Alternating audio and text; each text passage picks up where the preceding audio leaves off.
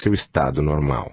Os espíritos povoam o espaço e, se num determinado momento, o véu que nos oculta fosse levantado, veríamos uma imensa população agitar-se à nossa volta e percorrer os ares. Temo-los constantemente ao nosso lado, observando-nos e, muitas vezes, associando-se às nossas ocupações e aos nossos prazeres, conforme o seu caráter. A invisibilidade não é uma propriedade absoluta dos espíritos. Muitas vezes eles se nos mostram sob a aparência que tinham em vida, e não são poucas as pessoas que, rebuscando as lembranças, não se recordem de algum fato desse gênero. A teoria dessas aparições é muito simples e se explica por uma comparação que nos é bastante familiar, a do vapor que, quando muito rarefeito, é completamente invisível. Um primeiro grau de condensação o torna nebuloso, cada vez mais condensado passa ao estado líquido, depois ao estado sólido. Algo semelhante se opera pela vontade dos espíritos na substância do perispírito. Como já dissemos, pretendemos estabelecer apenas uma comparação, e não uma assimilação. Servimos-nos do exemplo do vapor para mostrar as mudanças de aspecto que pode sofrer um corpo invisível, não se devendo concluir, por isso, que haja no perispírito uma condensação, no sentido próprio da palavra. Opera-se na sua contextura uma modificação molecular que o torna visível e mesmo tangível, podendo dar-lhe, até certo ponto, as propriedades dos corpos sólidos. Sabemos que os corpos perfeitamente transparentes tornam-se opacos por uma simples mudança na posição das moléculas, ou pela adição de outro corpo igualmente transparente, mas não sabemos bem como fazem os espíritos para tornar visível o seu corpo etéreo. A maior parte deles não chega mesmo a dar-se conta disso, embora, pelos exemplos citados, compreendamos a sua possibilidade física, o que é suficiente para tirar do fenômeno aquilo que, à primeira vista, poderia parecer sobrenatural. Pode, pois, o espírito operar, quer por simples modificação íntima, quer assimilando uma porção de fluido estranho que altera momentaneamente o aspecto de seu perispírito. É mesmo esta última hipótese que ressalta das explicações que nos têm sido dadas e que relatamos ao tratar do assunto, maio, junho e dezembro. Até aí não há nenhuma dificuldade no que concerne à personalidade do espírito. Sabemos, no entanto, que eles se apresentam com vestimentas cujo aspecto mudam à vontade, muitas vezes até possuem certos acessórios de toilette, joias, etc. Nas duas aparições que citamos no início, uma tinha um cachimbo e produzia fumaça, a outra possuía uma caixa de rapé e tomava pitadas. E notai bem o fato de que este espírito pertencia a uma pessoa viva e que sua tabaqueira era em tudo semelhante à de que se servia habitualmente, e que ficara em sua casa. O que significaria essa caixa de rapé, esse cachimbo, essas vestimentas e essas joias? Teriam os objetos materiais terrenos uma representação etérea no mundo invisível. A matéria condensada que forma tais objetos teria uma parte quintessenciada, que escapa aos nossos sentidos. Eis aí um imenso problema, cuja solução pode dar a chave de uma multidão de coisas até então inexplicadas, e essa tabaqueira que nos põe no caminho, não apenas desse fato, mas do fenômeno mais extraordinário do espiritismo, o da pneumatografia ou escrita direta, de que falaremos logo em seguida. Se alguns críticos ainda nos censuram pelo fato de estarmos avançando muito na teoria, responderemos que não vemos razão alguma para nos manter na retaguarda quando encontramos uma oportunidade para avançar. Se ainda estão se distraindo com as mesas girantes, sem saber por que giram, não é motivo para nos determos no caminho. O espiritismo, sem dúvida, é uma ciência de observação, mas talvez ainda seja mais uma ciência de raciocínio. E o raciocínio é o único meio de fazê-lo progredir e triunfar de certas resistências. Tal fato é contestado unicamente porque não é compreendido. A explicação lhe tira todo o caráter maravilhoso, fazendo-o entrar nas leis gerais da natureza. Eis porque vemos diariamente pessoas que nunca viram e creram, simplesmente porque compreenderam, enquanto outras viram e não creem, porque não compreendem. Fazendo entrar o Espiritismo no caminho do raciocínio, nós o tornamos aceitável para aqueles que querem conhecer o porquê e o como de todas as coisas, e o número destes é grande neste século, pois a crença cega já não faz parte dos costumes. Ora, se não tivéssemos senão indicado a rota, já teríamos a consciência de haver contribuído para o progresso desta nova ciência, objeto de nossos constantes estudos. Mas voltemos à nossa tabaqueira. Todas as teorias que apresentamos, relativamente ao espiritismo, foram dadas pelos espíritos, muitas vezes contrariando as nossas próprias ideias, como aconteceu no caso presente, provando que as respostas não eram o reflexo de nosso pensamento. Mas a maneira de obter-se uma solução não é coisa de somenos importância. Sabemos, por experiência, que não basta pedir bruscamente uma coisa para obtermos. Nem sempre as respostas são suficientemente explícitas. É necessário desenvolver o assunto com certa precaução, chegar ao fim gradativamente por um encadeamento de deduções, que exigem um trabalho prévio. Em princípio, a maneira de formular as perguntas, a ordem, o método e a clareza são coisas que não devem ser negligenciadas e que agradam aos espíritos sérios, porque veio nisso um sério objetivo. Eis a conversa que tivemos com o espírito São Luís, a propósito da tabaqueira, com vistas à solução do problema da produção de certos objetos no mundo invisível. Sociedade, 24 de junho de 1859. 1. No relato da Sra. R., trata-se de uma criança que viu, perto do leito de sua mãe, um homem a fumar um grande cachimbo. Compreende-se que esse espírito possa ter tomado a aparência de um homem que fumava, mas parece que fumava realmente, pois o menino viu o quarto repleto de fumaça. O que era essa fumaça? Resp. Uma aparência, produzida para o garoto. 2. A Sra. R. cita igualmente um caso de aparição pessoal, do espírito de uma pessoa viva. Esse espírito tinha uma caixa de rapé, do qual tomava pitadas. Experimentava ele a sensação que experimenta um indivíduo que faz o mesmo. Resp. Não. 3. Aquela caixa de rapé tinha a forma da de que ele se servia habitualmente e que se achava guardada em sua casa. Que era a dita caixa nas mãos da aparição. Resp. Sempre aparência. Era para que a circunstância fosse notada, como realmente foi, e não tomassem aparição por uma alucinação devida ao estado de saúde da vidente. O espírito queria que a senhora em questão acreditasse na realidade da sua presença e, para isso, tomou todas as aparências da realidade. 4. Dizes que é uma aparência, mas uma aparência nada tem de real, é como uma ilusão de óptica. Desejaríamos saber se aquela tabaqueira era apenas uma imagem sem realidade, por exemplo, a de um objeto que se reflete num espelho. O Sr. Sanson, um dos membros da sociedade, faz observar que na imagem reproduzida no espelho há qualquer coisa de real, se ela não fica nele é que nada a fixa, mas se fosse projetada sobre uma chapa do daguerreótipo deixaria uma impressão, prova evidente de que é produzida por uma substância qualquer e não simplesmente uma ilusão de óptica.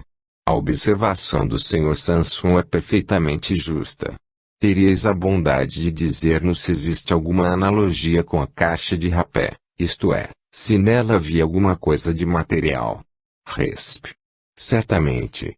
É com auxílio deste princípio material que o perispírito toma a aparência de vestuários semelhantes aos que o espírito usava quando encarnado. Observação. É evidente que a palavra aparência deve ser aqui tomada no sentido de aspecto, imitação.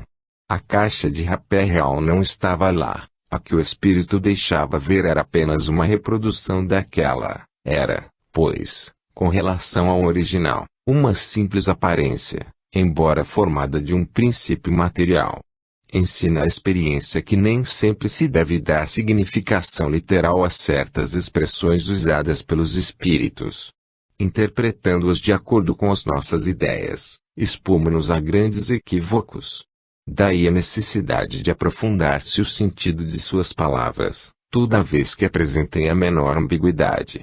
Essa é uma observação que os espíritos constantemente nos fazem. Sem a explicação que provocamos, o termo aparência, que de contínuo se reproduz nos casos análogos, poderia prestar-se a uma interpretação falsa. 5.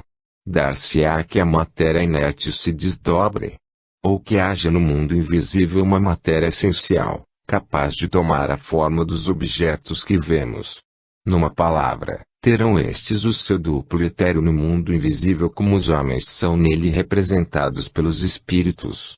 Observação: trata-se de uma teoria como qualquer outra, esse era o nosso pensamento. O espírito, porém, não a levou em consideração, o que absolutamente não nos humilhou, porque a sua explicação nos pareceu muito lógica e sustentada num princípio mais geral, cuja aplicação muitas vezes encontramos.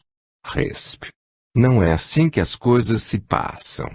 Sobre os elementos materiais disseminados por todos os pontos do espaço, na vossa atmosfera, têm os espíritos um poder que estáis longe de suspeitar. Podem, pois, concentrar à vontade esses elementos e dar-lhes a forma aparente que corresponda à dos objetos materiais. 6. Formulo novamente a questão, de modo categórico, a fim de evitar todo e qualquer equívoco. São alguma coisa as vestes de que os espíritos se cobrem? Resp. Parece que a minha resposta precedente resolve a questão. Não sabes que o próprio perispírito é alguma coisa? 7.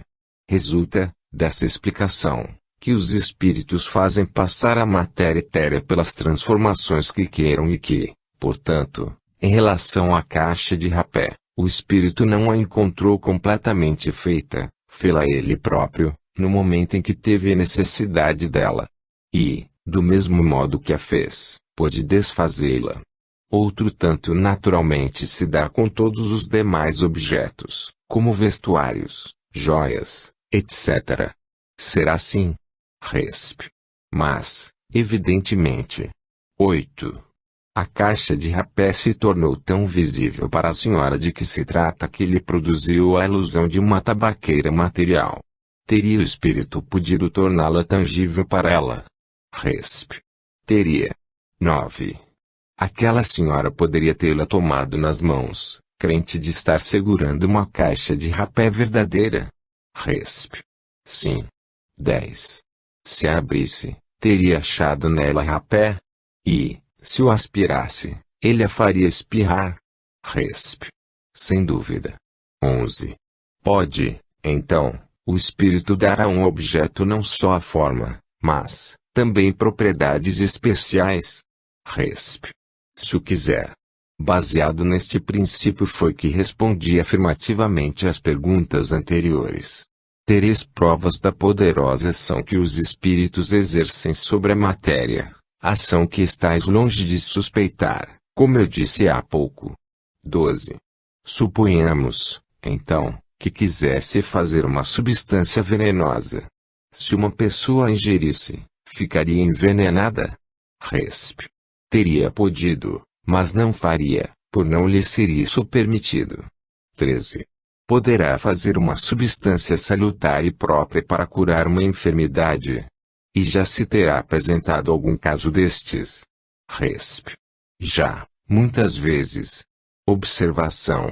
Encontramos um fato semelhante, acompanhado de interessante explicação teórica, no artigo que damos a seguir, sob o título Um Espírito Serviçal.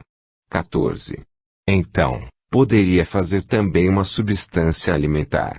Suponhamos que tenha feito uma fruta, uma iguaria qualquer. Se alguém pudesse comer a fruta ou a iguaria, ficaria saciado? Resp.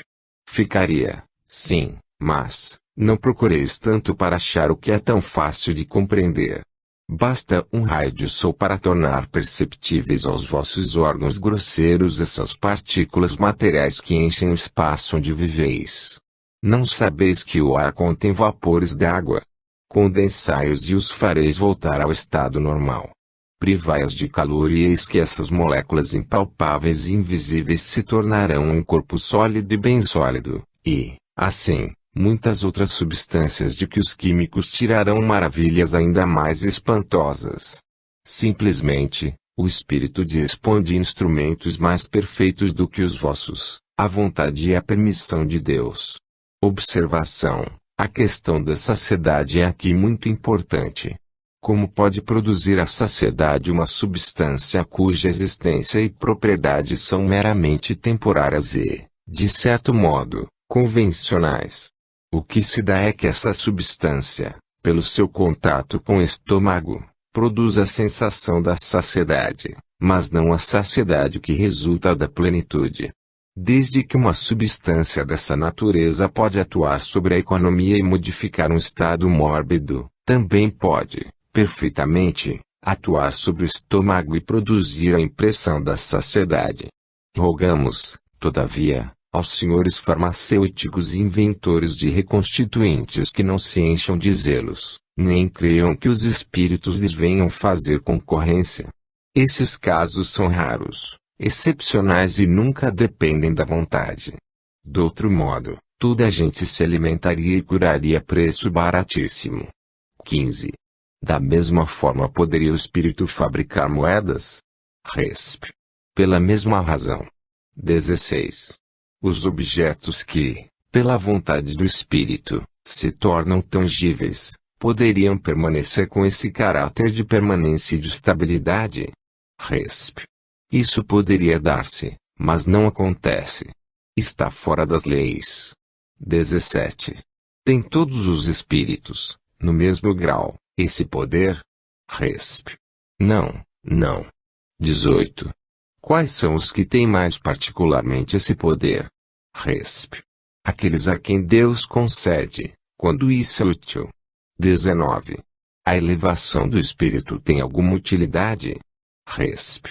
Por certo, quanto mais elevado o espírito, mais facilmente obtém esse poder, mas isso ainda depende das circunstâncias. Espíritos inferiores também podem ter esse poder. 20. A produção dos objetos semimateriais resulta sempre de um ato da vontade do espírito, ou algumas vezes exerce ele esse poder, malgrado seu? Resp.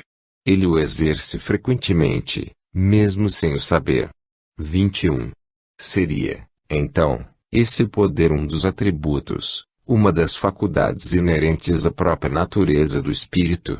Seria, de algum modo, uma de suas propriedades, como a de ver e ouvir? Resp. Certamente, embora muitas vezes ele próprio lhe ignore. Então, outro exerce por ele, malgrado seu, quando as circunstâncias o exigem. O alfaiate do Zoavo era justamente o espírito de que acabo de falar e ao qual ele fazia alusão na sua linguagem espirituosa.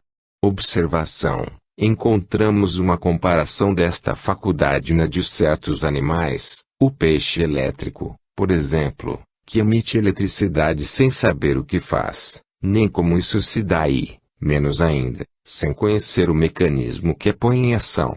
Frequentemente nós mesmos não produzimos certos efeitos por atos espontâneos, dos quais não nos damos conta. Parece-nos, portanto, muito natural que o espírito possa agir nesta circunstância por uma espécie de instinto. Ele produz por sua vontade, sem saber como, assim como andamos sem calcular as forças que estão em jogo. 22. Nos dois casos citados pela Sra. R., compreendamos que um dos espíritos quisesse ter um cachimbo e o outro uma caixa de rapé, para ferir os olhos de uma pessoa viva. Pergunto, porém, se o espírito poderia pensar que possuía esses objetos, caso não tivesse chegado a fazê-lo ver, criando, assim, uma ilusão para si mesmo. Resp. Não, se ele tiver uma certa superioridade, porque tem perfeita consciência de sua condição. Outro tanto não se dá com os espíritos inferiores. Observação: tal era, por exemplo, o caso da rainha de Oude, cuja vocação está relatada em nosso número de março de 1858 e que ainda se julgava coberta de diamantes. 23. É possível que dois espíritos se reconheçam pela aparência material que possuíam em vida. Resp. Não é por esse meio que eles se reconhecem, porque não tomarão essa aparência um para o outro. Entretanto, se em certas circunstâncias se acharem em presença um do outro, revestidos dessa aparência, por que não se haveriam de reconhecer? 24. Como podem os espíritos reconhecer-se em meio a uma multidão de outros espíritos? E, sobretudo, como podem fazê-lo quando um deles vai procurar longe, e frequentemente em outros mundos, aqueles que o chamam? Resp. Isto é um problema cuja solução demandaria muito tempo. É preciso esperar. Não estáis suficientemente adiantados. Contentai-vos, no momento, com a certeza de que assim o é, pois tendes provas suficientes. 25. Desde que o espírito pode extrair do elemento universal os materiais para fazer todas as coisas, e com suas propriedades dar a elas uma realidade temporária, pode perfeitamente extrair o que lhe seja necessário para escrever. Consequentemente, isto nos dará a chave do fenômeno da escrita direta. Resp. Finalmente compreendestes. 26. Se a matéria de que se serve o espírito não tem persistência, como não desaparecem os traços da escrita direta? Resp.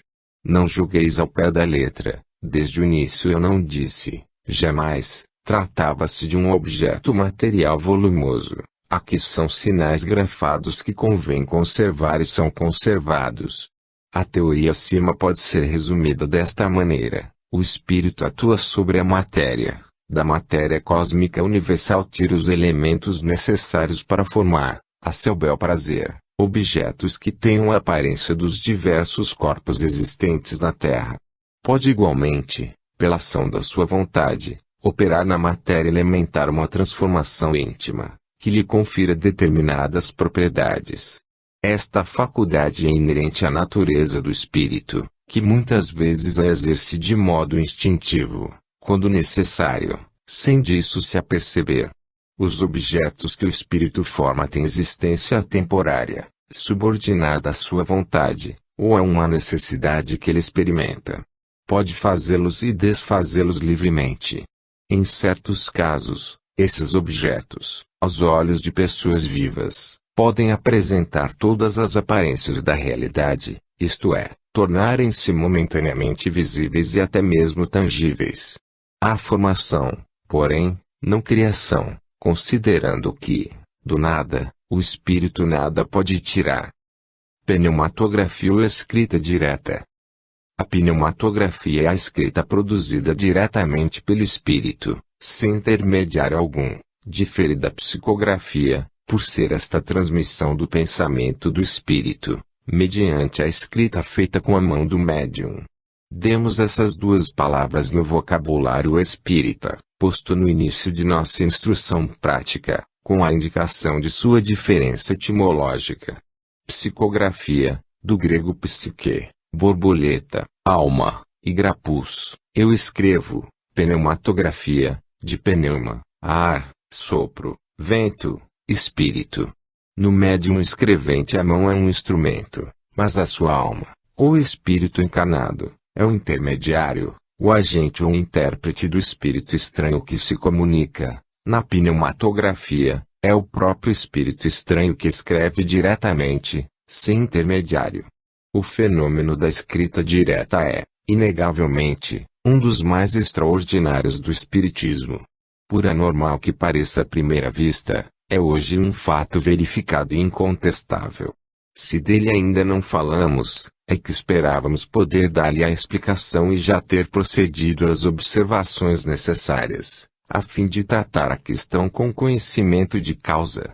A teoria, sempre necessária para nos inteirarmos da possibilidade dos fenômenos espíritas em geral, talvez ainda se faça mais necessária neste caso que, sem contestação, é um dos mais estranhos que se possam apresentar, deixando, porém, de parecer sobrenatural, desde que se lhe compreenda o princípio.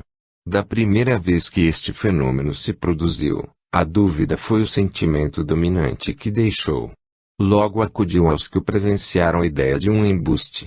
Toda a gente, com efeito, conhece a ação das tintas chamadas simpáticas, cujos traços, a princípio completamente invisíveis, aparecem ao cabo de algum tempo. Podia, pois, dar-se que tivessem, por esse meio, abusado da credulidade dos assistentes, e longe nos achamos de afirmar que nunca o tenham feito. Estamos até convencidos de que algumas pessoas, não com propósito mercenário, mas unicamente por amor próprio e para fazer acreditar nas suas faculdades, han empregado subterfúgios. Na terceira das cartas escritas de Montaigne, J. Rousseau refere o seguinte fato: em 1743 vi em Veneza uma nova espécie de sortilégio, mais estranho que os de Prest. Quem o quisesse consultar entrava numa câmara, ali permanecendo sozinho, caso desejasse. De um livro de folhas brancas tirava uma de sua escolha, depois, segurando essa folha, pedia mentalmente, e não em voz alta, aquilo que desejava saber. Em seguida, dobrava a folha branca, depositava num envelope, lacrava-o e o colocava, assim fechado, dentro de um livro. Finalmente, sem perder o livro de vista, depois de haver recitando algumas fórmulas muito extravagantes, verificava se o selo não tinha sido violado, abria o envelope, retirava o papel e encontrava escrita a resposta. O mágico que fazia estas sortes era o primeiro secretário da Embaixada da França e se chamava J. Rousseau. Duvidamos que Rousseau tenha conhecido a escrita direta, pois, do contrário, teria sabido outras coisas relativas às manifestações espíritas e não teria tratado do assunto com tanta leviandade. Como ele próprio reconheceu quando interrogamos sobre este fato, é provável que utilizasse um processo que aprendera de um charlatão italiano. Entretanto, do fato de se poder imitar uma coisa, fora absurdo concluir-se pela sua inexistência. Nestes últimos tempos, não se há encontrado meio de imitar a lucidez sonambúlica, a ponto de causar ilusão. Mas, porque esse processo de saltimbanco se tem exibido em todas as feiras, dever-se-á concluir que não haja verdadeiros sonâmbulos. Porque certos comerciantes vendem vinho falsificado, será uma razão para que não haja vinho puro. O mesmo sucede com a escrita direta. Bem simples e fáceis eram, aliás, as precauções a serem tomadas para garantir a realidade do fato e, graças a essas precauções, hoje ele já não pode constituir objeto da mais ligeira dúvida. Considerando-se que a possibilidade de escrever sem intermediário representa um dos atributos do espírito, uma vez que os espíritos sempre existiram desde todos os tempos e que desde todos os tempos se hão produzido os diversos fenômenos que conhecemos, o da escrita direta igualmente se há de ter operado na antiguidade, tanto quanto nos dias atuais. Deste modo é que se pode explicar o aparecimento das três palavras célebres, na sala do festim de Baltazar. A Idade Média, tão fecunda em prodígios ocultos, mas que eram abafados por meio das fogueiras, também deve ter conhecido a escrita direta. Igualmente é possível que, na teoria das modificações por que podem os espíritos fazer passar a matéria, teoria que desenvolvemos em nosso artigo anterior, se encontre o fundamento da crença na transmutação dos metais. É um ponto que abordaremos qualquer dia. Um de nossos assinantes ultimamente nos dizia que um de seus tios, cônego, que durante muitos anos havia sido missionário no Paraguai, obtinha, por volta do ano 1800, a escrita direta, juntamente com seu amigo, o célebre Abade Faria. Seu processo, que nosso assinante jamais chegou a conhecer bem, e que de alguma sorte surpreendera casualmente, consistia numa série de anéis pendurados, aos quais eram adaptados lápis, dispostos em posição vertical, cujas pontas apoiavam-se no papel. Esse processo refletia a infância da arte. Depois progredimos. Todavia, quaisquer que tenham sido os resultados obtidos em diversas épocas, Só depois de vulgarizadas as manifestações espíritas foi que se tomou a sério a questão da escrita direta. Ao que parece, o primeiro a torná-la conhecida, estes últimos anos, em Paris, foi o Barão de Gudenstubbe, que publicou sobre o assunto uma obra muito interessante, com grande número de facsímiles das escritas que obteve. O fenômeno já era conhecido na América, havia algum tempo. A posição social do Sr. Gudenstubbe, sua independência, a consideração de que goza nas mais elevadas rodas incontestavelmente afastam toda suspeita de fraude intencional, porquanto não havia nenhum motivo de interesse a que ele obedecesse. Quando muito, o que se poderia supor, é que fora vítima de uma ilusão. A isto, porém, um fato responde peremptoriamente: o de haverem outras pessoas obtido o mesmo fenômeno, cercadas de todas as precauções necessárias para evitar qualquer embuste e qualquer causa de erro. A escrita direta é obtida, como em geral a maior parte das manifestações espíritas não espontâneas, por meio da concentração, da prece e da evocação. Tem-se produzido em igrejas, sobre túmulos, no pedestal de estátuas, ou imagens de personagens evocadas. Evidentemente, o local não exerce nenhuma outra influência, além da de facultar maior recolhimento espiritual e maior concentração dos pensamentos, porquanto provado está que o fenômeno se obtém, igualmente, sem esses acessórios e nos lugares mais comuns, sobre um simples móvel caseiro, desde que os que desejam obtê-lo se achem nas devidas condições morais e, entre esses, se encontre quem possua a necessária faculdade mediúnica. Julgou-se, a princípio, ser preciso colocar aqui ou ali um lápis com papel.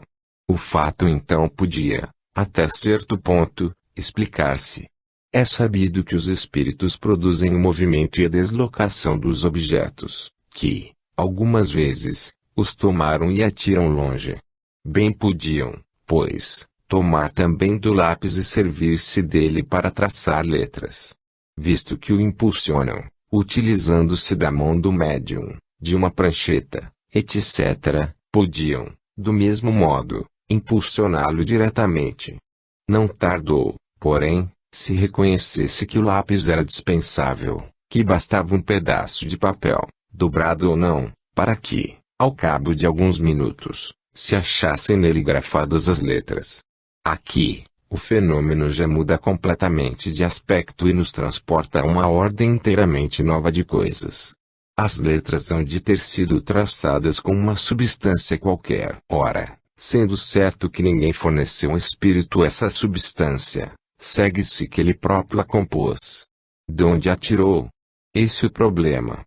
O general russo, Conde de B., mostrou-nos uma estrofe de 10 versos alemães obtida dessa maneira por intermédio da irmã do Barão de Gudenstubbe, simplesmente colocando uma folha de papel, arrancada de sua própria caderneta, debaixo do pedestal do relógio da chaminé.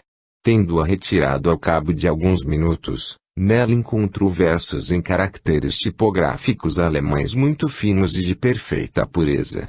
Através de um médium psicógrafo o espírito lhe disse que queimasse esse papel, como hesitasse, lamentando sacrificar um espécimen tão precioso. O espírito acrescentou: nada tem mais, dar-te-ei um outro.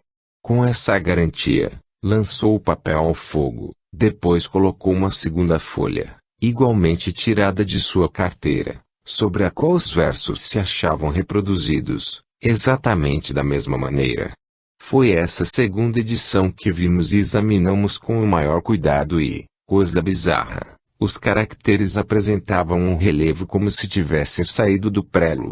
Não é, pois, apenas o lápis do que os espíritos podem fazer, mas a tinta e os caracteres de imprensa. Um dos nossos honrados colegas da sociedade, o Sr. Didier, obteve há alguns dias os resultados seguintes, que tivemos oportunidade de constatar, e cuja perfeita identidade podemos garantir. Tendo ido à igreja de Nossa Senhora das Vitórias, com a Sra. Wet, que há pouco obteve sucesso em experiências desse gênero, tomou uma folha de papel de carta com o timbre de sua casa comercial, dobrou-a em 4 e a colocou sobre os degraus de um altar, rogando, em nome de Deus, que um espírito bom se dignasse escrever alguma coisa. Ao cabo de 10 minutos de recolhimento encontrou no interior e numa das partes dobradas da folha a palavra fé e num dos outros campos a palavra Deus. O seguir, tendo pedido ao espírito que dissesse quem havia escrito aquilo, recolocou o papel no mesmo lugar e, após 10 minutos, encontrou estas palavras, por Fenelon. 8 dias mais tarde, a 12 de julho, quis repetir a experiência e dirigiu-se ao Louvre, a sala Coisevaux, situada sob o pavilhão do relógio. Sobre a base do busto de Bossuet pôs uma folha de papel, dobrada como a primeira, mas nada obteve. Um menino de 5 anos o acompanhava e seu boné foi deixado no pedestal da estátua de Luís XIV, que se encontrava a alguns passos da primeira. Julgando que a experiência houvesse falhado, já se dispunha a sair quando, ao pegar o boné, percebeu embaixo deste, como se fora escrito a lápis sobre o mármore, a expressão Amai a Deus, seguida da letra B. O primeiro pensamento que veio à mente dos assistentes foi o de que tais palavras poderiam ter sido escritas anteriormente por mãos estranhas, que não foram percebidas. Entretanto, quiseram tentar a prova novamente, recolocando a folha dobrada em cima dessas palavras, cobrindo-as com o boné. Decorridos alguns minutos perceberam que a folha continha 3 letras, A e M. Repuseram o papel e pediram fossem os escritos completados e obtiveram, Amai a Deus, isto é, aquilo que fora escrito no mármore, menos o B. Ficava assim evidente que as primeiras letras traçadas resultavam de escrita direta. Ressaltava, ainda, esse fato curioso: as letras foram grafadas sucessivamente e não de uma vez. Quando da primeira inspeção, não houvera tempo de concluir as palavras. Saindo do Louvre, o Sr. D. dirigiu-se à igreja de Saint-Germain-l'Auxerrois, onde obteve, pelo mesmo processo, as palavras, sede humildes. Fenelon, escritas de maneira muito clara e muito legível. Estas palavras ainda podem ser vistas no mármore da estátua a que nos referimos. A substância de que são feitos esses caracteres tem toda a aparência da grafita do lápis e é facilmente apagada com a borracha. Examinamo-la a microscópio e constatamos que não é incorporada ao papel, mas simplesmente depositada na superfície, de maneira irregular, sobre as suas asperezas, formando arborescências muito semelhantes às de certas cristalizações. A parte apagada pela borracha deixa à mostra as camadas de matéria negra introduzida nas pequenas cavidades das rugosidades do papel. Destacadas e retiradas com cuidado, essas camadas são a própria matéria que se produz durante a operação.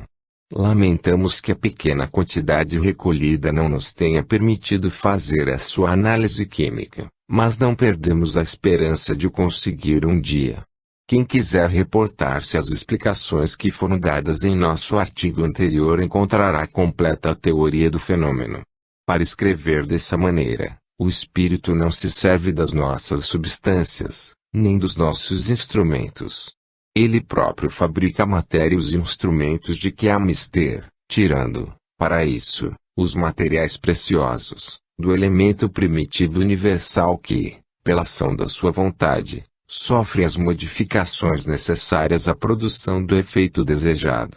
Possível lhe é, portanto, fabricar tanto o lápis vermelho, a tinta de imprimir, a tinta comum, como o lápis preto, ou, até, caracteres tipográficos bastante resistentes para darem relevo à escrita.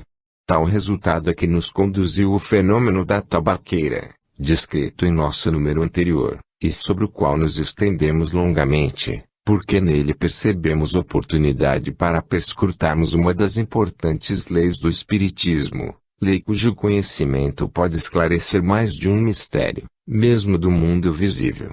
Assim aqui, de um fato aparentemente vulgar, pode sair à luz. Tudo está em observar com cuidado e isso todos podem fazer como nós, desde que se não limitem a observar efeitos, sem lhe procurarem as causas. Se a nossa fé se fortalece de dia para dia, é porque compreendemos. Tratai, pois, de compreender, se quiserdes fazer prosélitos sérios. Ainda outro resultado decorre da compreensão das causas, o de deixar riscada uma linha divisória entre a verdade e a superstição.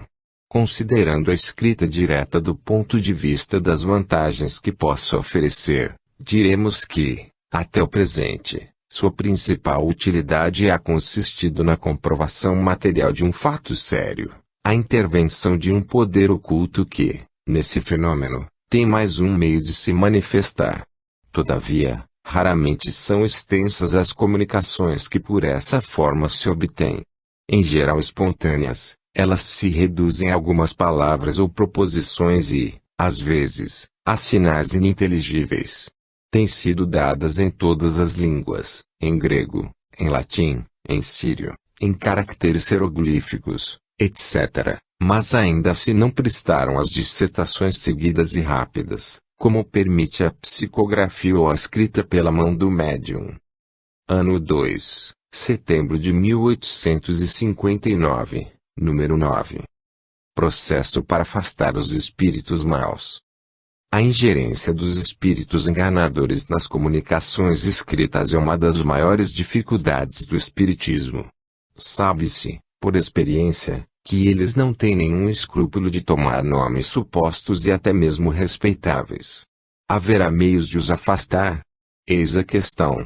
Com essa finalidade, certas pessoas empregam aquilo que se poderia chamar processos, isto é, fórmulas particulares de evocação, ou espécies de exorcismos, por exemplo, fazê-los jurar em nome de Deus que dizem a verdade, fazê-los escrever certas coisas, etc.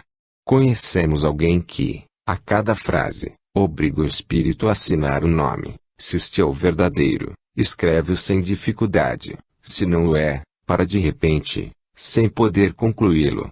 Vimos essa pessoa receber as comunicações mais ridículas de espíritos que assinavam um nome falso com notável ousadia.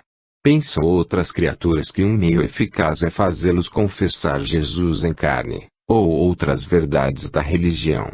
Pois bem, declaramos que se alguns espíritos um pouco mais escrupulosos se detêm ante a ideia de perjura ou de uma profanação, há os que juram tudo o que quisermos, assinam todos os nomes, riem-se de tudo e afrontam a presença das mais veneradas figuras, de onde se conclui que, entre o que se pode chamar processos, não existe nenhuma fórmula, nenhum expediente material que possa funcionar como preservativo eficaz.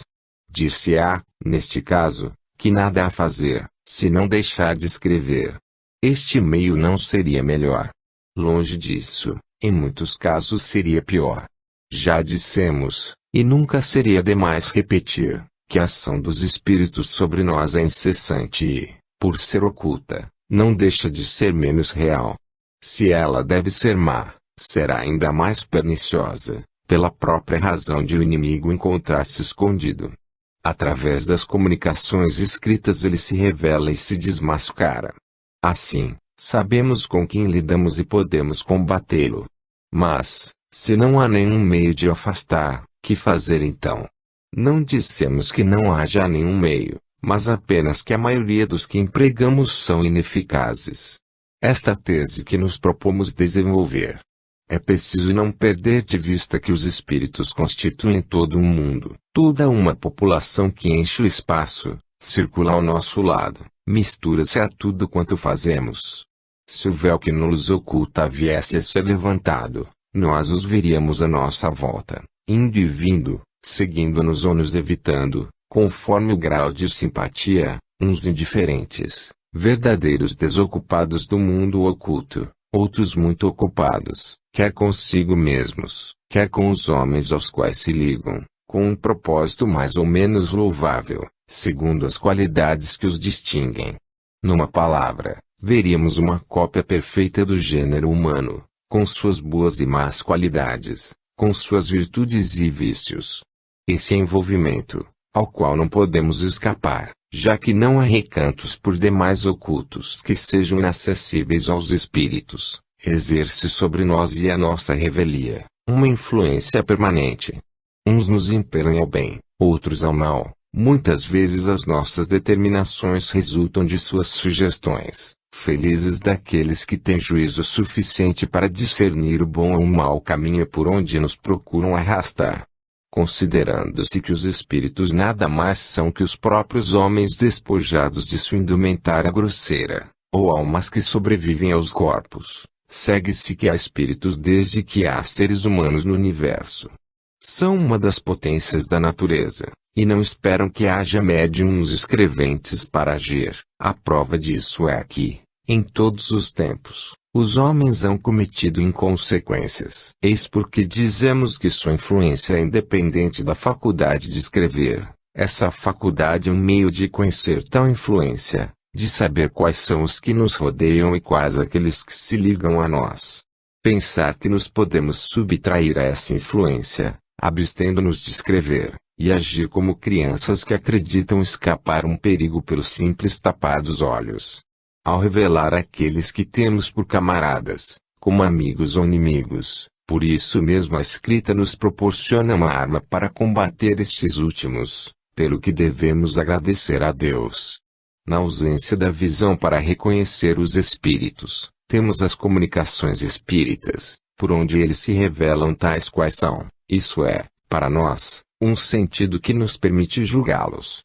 Repeli-lo é comprazer-se em ficar cego e exposto ao engano sem controle.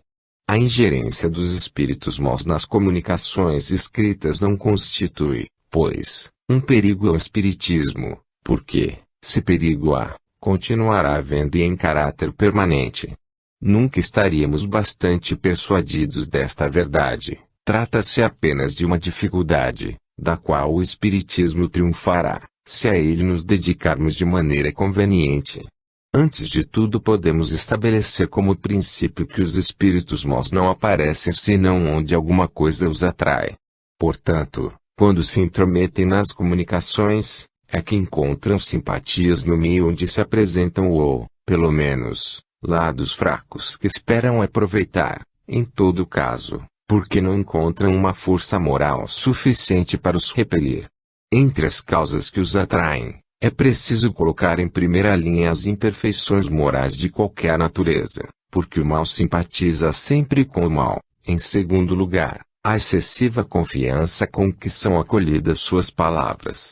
Quando uma comunicação revela uma origem má, seria ilógico inferir de uma paridade necessária entre o espírito e os evocadores.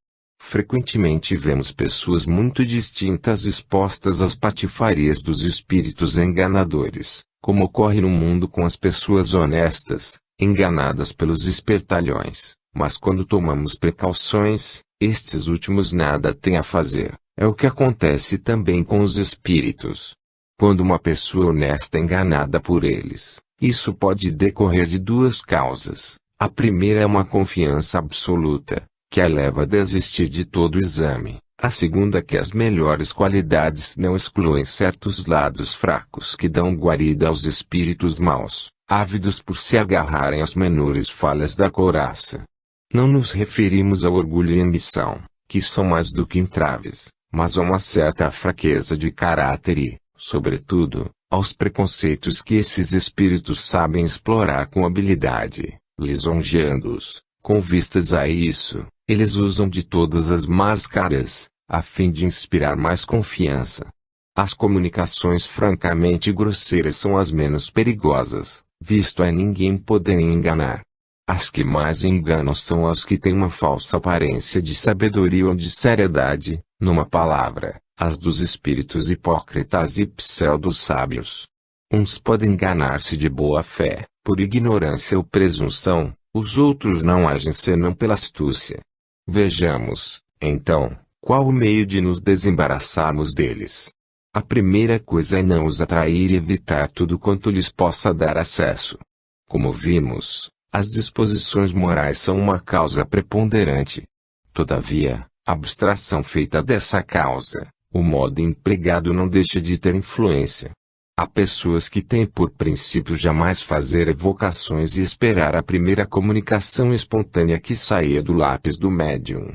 Ora, Se nos recordarmos do que já dissemos sobre a variada e numerosa população dos espíritos que nos cercam, compreenderemos sem dificuldade que isso seria colocar-nos à mercê do primeiro que viesse, bom ou mau. E como nessa multidão há mais espíritos maus do que bons, existe mais oportunidade para os maus, exatamente como se abríssemos a porta a todos os passantes da rua, ao passo que, pela evocação, fazemos a escolha. Ademais, cercando-nos de espíritos bons, impomos silêncio aos maus que, apesar disso, bem poderão procurar insinuar-se algumas vezes. Os bons chegam mesmo a permiti-lo para exercitar a nossa sagacidade em reconhecê-los, mas não terão nenhuma influência. As comunicações espontâneas têm uma grande utilidade quando estamos cientes da qualidade daqueles que nos cercam. Devemos, então, felicitar-nos pela iniciativa deixada aos espíritos. O inconveniente não se encontra senão no sistema absoluto, que consiste em nos abstermos do apelo direto e das perguntas. Entre as causas que influem poderosamente sobre a qualidade dos espíritos que frequentam as casas espíritas, não se deve omitir a natureza das coisas que ali são tratadas. Aquelas que se propõem um fim sério e útil atraem, por isso mesmo, os espíritos sérios. As que somente visam satisfazer a vã curiosidade ou seus interesses pessoais, expõem-se pelo menos a mistificações, quando não há coisas piores. Em resumo, podemos extrair das comunicações espíritas os mais sublimes e os mais úteis ensinamentos, desde que os saibamos dirigir. Toda a questão se resume em não nos deixarmos levar pela astúcia dos espíritos zombeteiros ou malévolos. Ora, para isso o essencial é saber com quem tratamos. Inicialmente, ouçamos a propósito os conselhos que foram dados pelo Espírito São Luís à Sociedade Parisiense de Estudos Espíritas através do Sr. R., um de seus bons médiuns. Trata-se de uma comunicação espontânea por ele recebida certo dia, em sua casa, com a missão de transmiti-la à referida sociedade, por maior que seja a legítima confiança que inspira os espíritos que presidem aos vossos trabalhos. Há uma recomendação que nunca será por demais repetida e que deveis tê-la sempre presente em vossa mente, quando vos entregardes aos vossos estudos. Pesai e amadurecei, submetei ao controle da mais severa razão a totalidade das comunicações que receberdes. Não hesiteis, desde que uma resposta vos pareça duvidosa ou obscura, de demandar os esclarecimentos necessários para fixá-la. Sabeis que a revelação existiu desde os tempos mais recuados, sempre apropriada ao grau de adiantamento dos que a recebiam. Hoje não se trata de vos falar por imagens e parábolas, deveis receber nossos ensinamentos de uma maneira clara, precisa e sem ambiguidade. Entretanto, seria muito cômodo ter apenas de questionar para ser esclarecido. Aliás, isso seria escapar às leis progressivas que presidem a evolução universal. Não vos admireis, pois, se, para vos deixar o mérito da escolha e do trabalho, e também para punir as infrações que possais cometer aos nossos conselhos, algumas vezes é permitido a certos espíritos, mais ignorantes que mal intencionados, a responder em certos casos às vossas perguntas. Em vez de ser isso um motivo de desencorajamento, deve ser um poderoso excitante, para que pesquiseis ardentemente a verdade.